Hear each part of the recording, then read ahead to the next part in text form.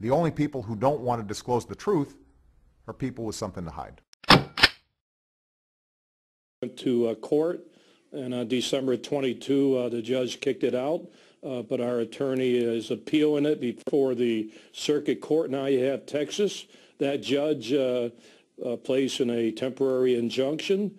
So I would bet that this situation would go to the Supreme Court.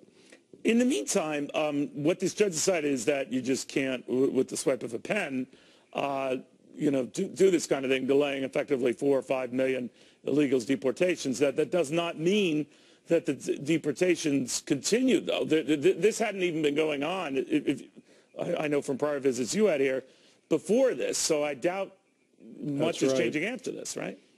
Yeah, you're right. We had 5,000 last year we turned over to ICE from the jails I run. 36% have come back. In fact, 2 weeks ago, an illegal alien shot and killed a convenience store clerk just trying to make some money. And by the way, he was turned over to ICE 2 years ago. So here he is roaming the streets. You got 36% charged with many serious crimes in the last year, roaming the streets. So I don't see much change right now. They've been doing it, but let's see how the courts come out on this situation. What does it take to get you deported? That's a good question, what it takes.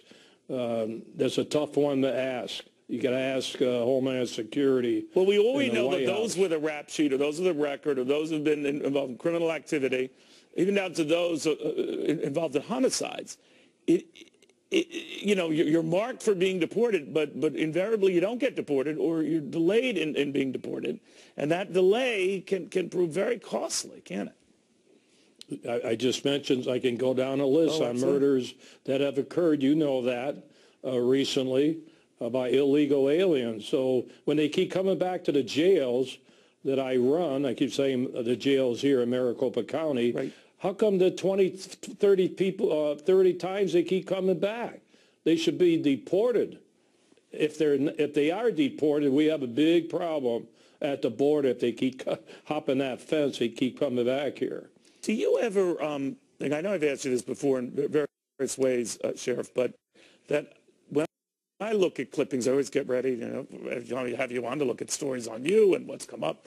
And invariably, you get more nasty press in the mainstream media than do the illegals, technically the criminals you're nabbing. And I always think that there's more attention given to the guy who's trying to do his legal job, gathering up illegals who shouldn't be here, than there is to the fact that there are illegals here who are being rounded up. Well, I'm a target from the White House down. I'm elected, sure, just trying to do my job. You can't surrender. This is the greatest country in the world, Neil. We can always solve problems, and I hope Congress gets a hold on this illegal immigration problem and do something about it. Well, what would it have to be, sure? Because I hear from a lot of folks, we've got to get a bill to the president that has comprehensive reform and also tightens the border. But there are some conservatives in the party who say that even committing, $5 billion, $10 billion to border security isn't cutting it. Do you think there are some groups within just the conservative community who won't be happy with anything that doesn't call for something, anything short of a wall from one end of the Mexican-U.S. border to the other? No, it's an internal problem, not just at the border, but let Congress decide whether to get more visas or work permits or whatever to get the problem resolved. Now, I'd like to see Congress bring the local law enforcement back into the fight. They took that authority away from me, so we can help the feds arresting people that are in this country illegally if they violate the law.